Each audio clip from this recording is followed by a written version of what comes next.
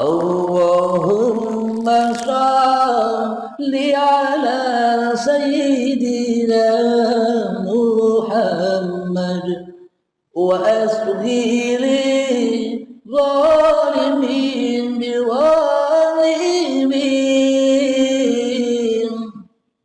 wa akhrijna min bainihim salimin wa ala alihi wa sahbihi ajma'in. Gergaji pertama, setelah digergaji ditanya lagi, mau ndak masuk surgaku, kata Dajjal. Kalau belum mau, digergaji lagi. Setelah digergaji yang kedua ditanya lagi, dihidupkan lagi, mau ndak masuk surgaku. Ketika masih menolak, digergaji lagi. Setelah 3 kali sudah lulus, manusia itu masuk ke surganya Allah. Seolah-olah tadi digergaji itu nerakanya Dajjal, tapi setelah disiksa oleh Dajjal, maka ia akan masuk surganya Allah. Jadi apakah makna dari digergaji 3 kali itu? Karena menolak untuk masuk ke dalam surganya Dajjal, surganya hawa nafsu. Orang-orang yang menolak itulah yang dikatakan sudah mendapatkan al-mahdi, petunjuk dari Tuhannya untuk selalu menyeru dan selalu berjalan di jalan Tuhannya. Jadi yang dimasukkan surganya Dajjal dan yang disiksa oleh Dajjal di dalam nerakanya Dajjal itu semua bukan gambaran-gambaran yang sebenar-benarnya menurut jasmani, menurut syariat. Akan tetapi itu hanya amsal-amsal yang indah, kiasan-kiasan yang indah dalam bahasa Al-Quran. Sungguh maha indahnya Allah dengan kalam-kalamnya. Kemudian ada hamba yang tidak mau dan menolak masuk surganya Dajjal, maka akan digergaji oleh Dajjal. Apa makna penggergajian kepada manusia yang menolak untuk beriman kepada Dajjal dan menyatakan di dalam hatinya beriman hanya kepada Allah, maka ia rela digergaji yang pertama. Apa itu? Menggergaji dunianya, memutus urusan-urusan dunianya, memotong urusan-urusan yang selain Allah. Kuat tidak. Jadi maknanya ini ada hubungannya dengan baiat.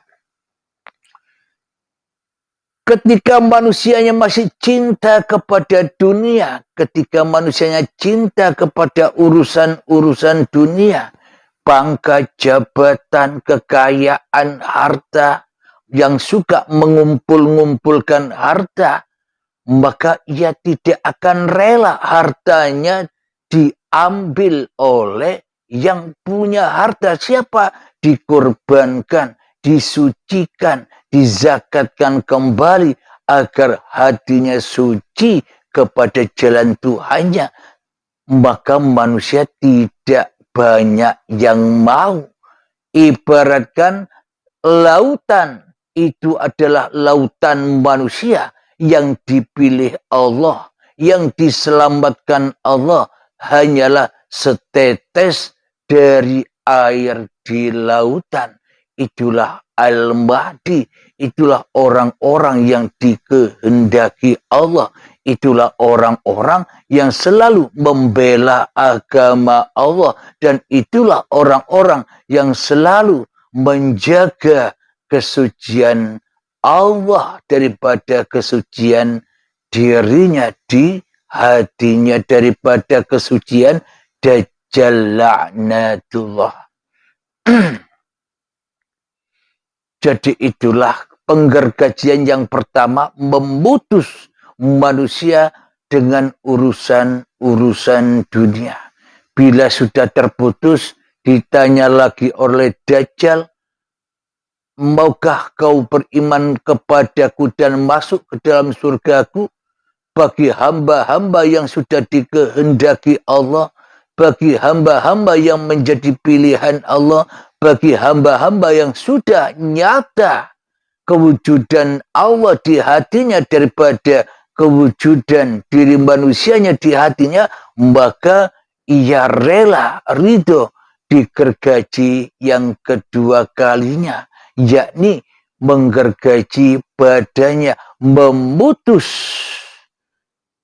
bahwa sesungguhnya badan ini bukan milik manusianya, yakni memutus linapsinya menjadi lillahi ta'ala. Jadi memutus apapun pergerakan-pergerakan badan ini diputus agar supaya lillahi ta'ala, bukan linas. Maka dari itu pengorbanan, kesungguhan hamba-hamba Allah yang dipilih-pilih Allah, yang dijadikan Al-Mahdi. Apa Al-Mahdi itu? Sebab petunjuk ke dalam agama Allah. Itulah Al-Mahdi. Jadi Al-Mahdi itu hanya kiasan saja, hanya sanepan saja, hanya amsal saja.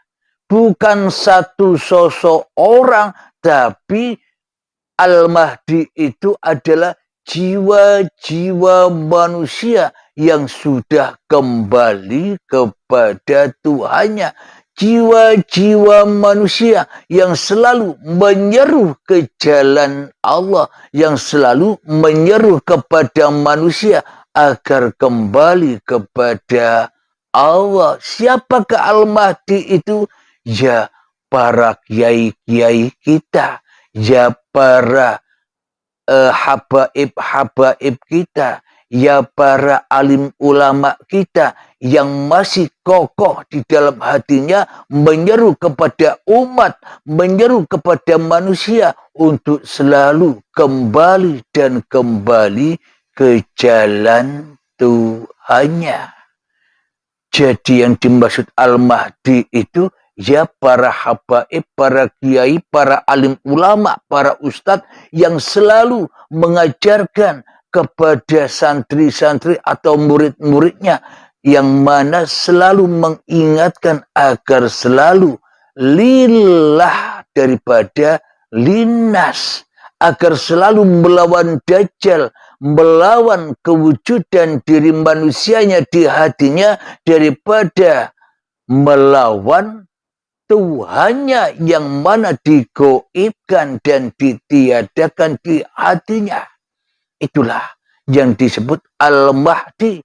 Para habaib, para ulama, para alim ulama dan para kiai serta para ustadz yang selalu menyeru-nyerukan jalan keselamatan kembali kepada Allah. Kalau menyeru tentang dunia, ya bukan Al-Mahdi namanya, tapi Dajjal.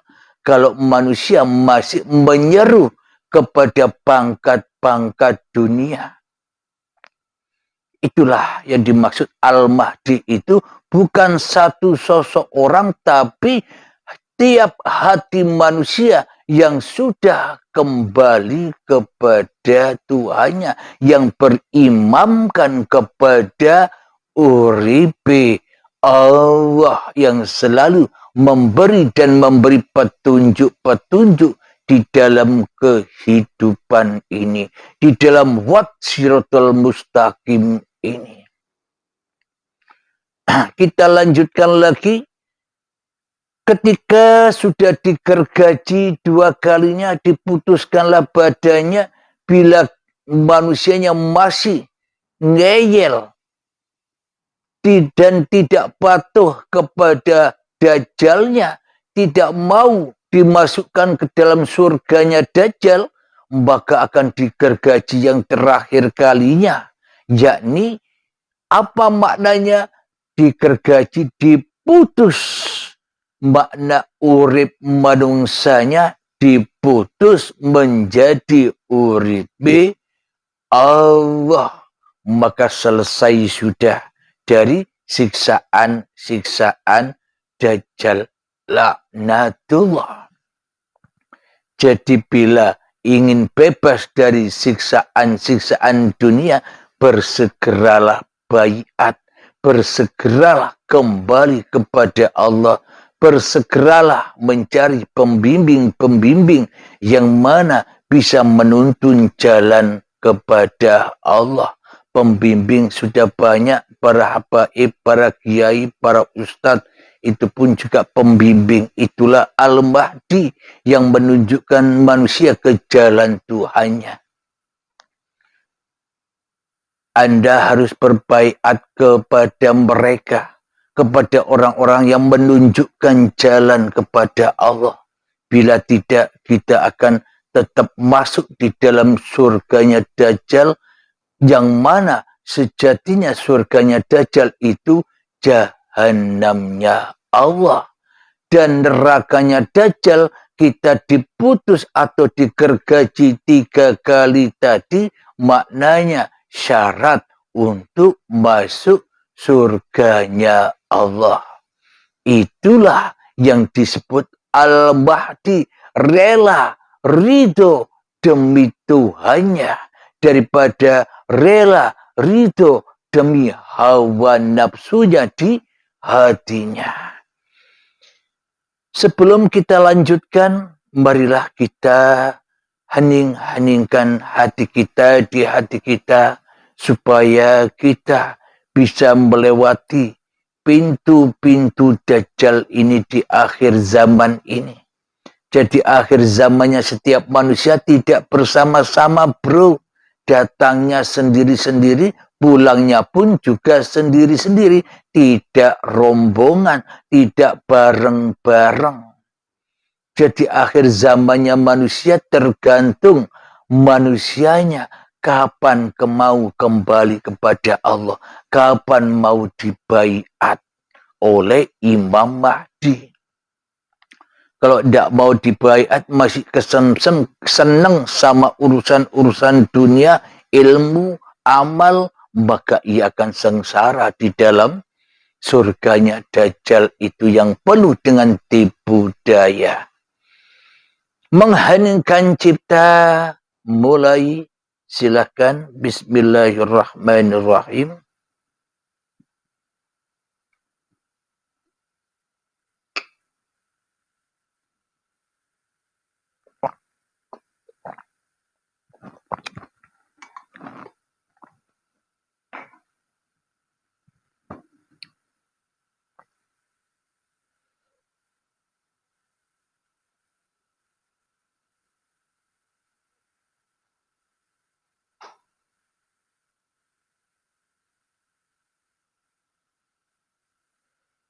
Mengheningkan cipta, selesai. Allahumma salli ala Sayyidina Muhammad wa asghiri zalimin biwalimin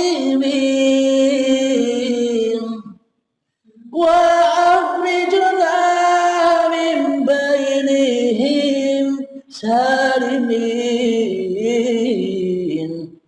wa ala